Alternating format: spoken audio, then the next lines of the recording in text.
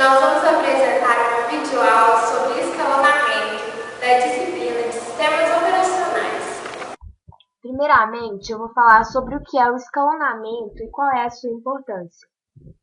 Ele é uma atividade organizacional que permite que haja mais de um processo em execução ao mesmo tempo, ou revezamento destes. E o escalonador é quem vai realizar a tarefa de alternância. Muitas áreas nas quais a computação se aplica requerem cada vez mais potência computacional. Assim, busca-se melhor desempenho na execução das aplicações, daí a importância do escalonamento, porque ele proporciona eficiência para gerenciar os recursos, ele permite a utilização simultânea de vários usuários, rapidez na execução do processo e melhoramento do desempenho da máquina. Portanto, com o escalonador, consegue-se um bom gerenciamento dos recursos com o melhor desempenho da máquina. Eu vou falar agora sobre a política de escalonamento e suas funções. Bem, com a política de escalonamento, são estabelecidos critérios para determinar qual processo que vai usar o processador. Bom, as funções básicas dessas políticas são balancear o uso da CPU entre os processos, manter o processador ocupado a maior parte do tempo, dar privilégio para a execução de aplicações críticas, maximizar o throughput do sistema, apresentar um tempo de resposta razoável nos processos interativos. O escalonador, que em inglês é scheduler, é o responsável pela implementação dos critérios da política de escalonamento. E o despachante, que é o dispatcher, é o módulo que despacha o controle da CPU para o processo selecionado pelo escalonador da CPU. As funções do dispatcher são a troca de contexto, a mudança para o modo de usuário e o desvio para o endereço adequado no programa do usuário para reiniciá-lo. Temos também a latência de despacho, que é o tempo que um processo em execução leva para ser substituído por outro. São 6 os critérios da política de escalonamento. Eu vou estar falando um pouco sobre cada um deles agora. O primeiro critério é a utilização do processador. O ideal é que ele esteja ocupado a maior parte do tempo, funcionando numa faixa de 30% a 90%, ou seja, nem no mínimo e nem no máximo.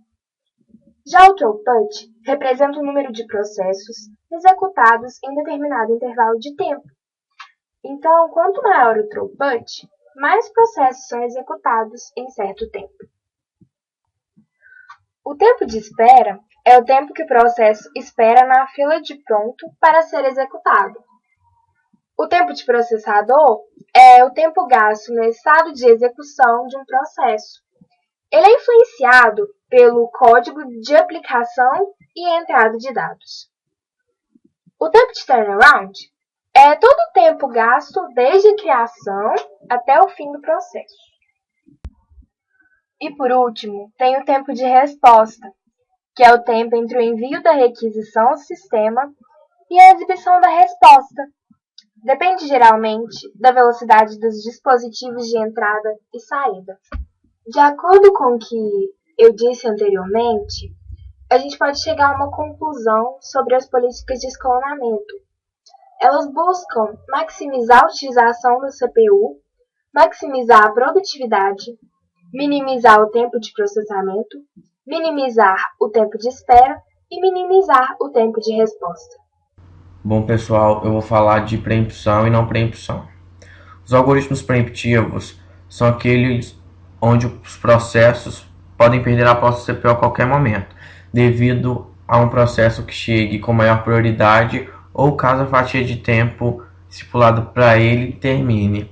Dessa forma, ele não permite que processos monopolizem o uso da CPU. Já os algoritmos não preemptivos são aqueles onde os processos só perdem a posse da CPU quando eles são executados completamente ou caso eles devolvam deliberadamente essa posse. Por exemplo, quando eles bloqueiam a si mesmos. Agora eu vou falar dos algoritmos de escalonamento. O primeiro algoritmo que eu vou falar é o do FIFO. Como o nome diz, o primeiro que entra é o primeiro que sai. Ou seja, o primeiro processo da fila de processos é o que vai ser executado primeiro. O algoritmo FIFO ele é de fácil implementação, já que você precisa só de uma fila. Mas se você tiver processos maiores e eles chegarem primeiro, por exemplo, o tempo de espera aumentará. E como é um algoritmo não preemptivo, ele não é eficiente em sistemas de tempo compartilhado. O próximo algoritmo é o SJF. Ele também é um algoritmo não preemptivo, mas ele privilegia os processos de tamanho menor. Ou seja, os processos que ocuparem menos tempo no processador serão os primeiros a serem executados. A vantagem é que ele maximiza o rendimento do computador. O problema dele é determinar o tempo de CPU exato de cada processo. É impossível prever o futuro. Pode acontecer também que determinado processo nunca seja executado. Agora o SRT. Ele utiliza o mesmo critério que o SJF, ou seja, executar os processos de menor tempo primeiro. Porém, ele é preemptivo, ou seja, caso um processo esteja sendo executado e apareça um processo na fila com menor tempo, a execução daquele é interrompida para este ser executado. Porém, o caso de processos nunca serem executados também aparece nesse algoritmo. Um exemplo do SRT. Você tem o processo 0 na fila, aí ele está sendo executado. Daí aparece o processo 1 com tempo menor que o dele. Aí o processo 1 passa a ser executado. Depois do término da execução do processo 1, volta para a execução do processo 0. O último algoritmo, Round Robin, utiliza a preensão baseada no relógio. É definida uma quantidade de tempo durante a qual cada processo utiliza o processador. Aí, de tempo em tempo, é gerada uma interrupção no relógio e um outro processo que está na fila é executado. Caso a fatia de tempo não seja suficiente, o processo volta para a fila para pegar mais uma fatia. Um problema nesse algoritmo se encontra na questão da definição da fatia de tempo. Se for definida uma fatia muito pequena para os processos, ocorrerão sucessivas trocas e assim vai causar a diminuição da eficiência do processador. No caso contrário, as fatias de tempo muito grandes podem levar a tempos de respostas inaceitáveis. Após termos descrito alguns dos algoritmos de escalonamento, agora vamos fazer uma simulação de cada um deles, a fim de esclarecer um pouco mais. Primeiramente, eu vou simular o FIFO e eu escolhi 3 processos para serem simulados. Cada processo tem 3 atributos que eu tenho que escolher. O primeiro é o burst, que é o tempo que o processador possui para ser alocado na CPU, a chegada, que é a ordem de chegada de cada processo, e a prioridade que cada processo possui. O burst eu coloquei o mesmo para todos, a ordem de chegada eu variei, e a prioridade também. De acordo com o FIFO, o primeiro que chega é o primeiro a ser executado. Depois de fazer a execução, é fornecida uma tabela com os dados de cada um dos processos. Agora eu vou fazer a simulação gráfica para você observar o funcionamento do FIFO. É possível observar que o processo 3 foi o primeiro a ser executado, o processo 2 o segundo e o processo 1 foi o último. Isso aconteceu porque eu defini a ordem de chegada de cada um deles como 1, 2 e 3, respectivamente. Agora eu vou fazer a simulação do SJF. Eu escolhi também 3 processos e o SJF privilegia processos que ocupam menos tempo da CPU. Então, o que vai interferir no caso é o burst de CPU. Então, eu coloquei valores diferentes para cada processo.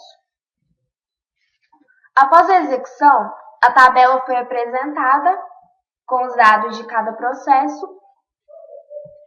E ao fazer a simulação, é possível perceber que o processo 1 foi o primeiro a ser executado, o processo 2 foi o segundo e o processo 3 o terceiro, Isso aconteceu devido ao tempo de burst de cada um, que foi respectivamente 2, 5 e 7.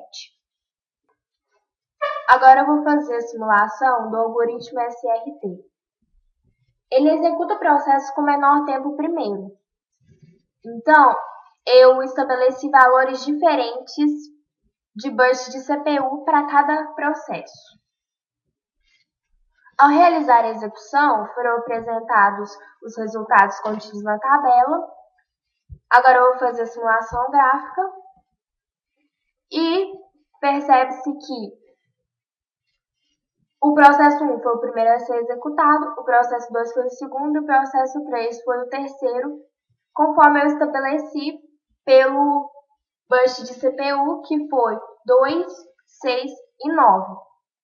E os espaços entre a execução de cada um do processo representa a troca de contexto que eu escolhi, que foi de 10 milissegundos.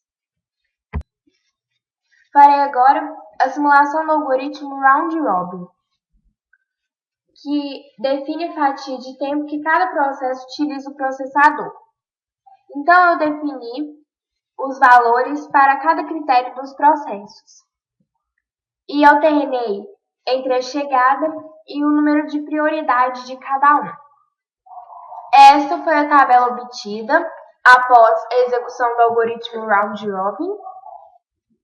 E ao fazer a simulação gráfica, percebe-se que primeiramente ele executou o processo 2, depois o processo 1 e depois o processo 3. Ou seja, ele seguiu a ordem de chegada dos processos.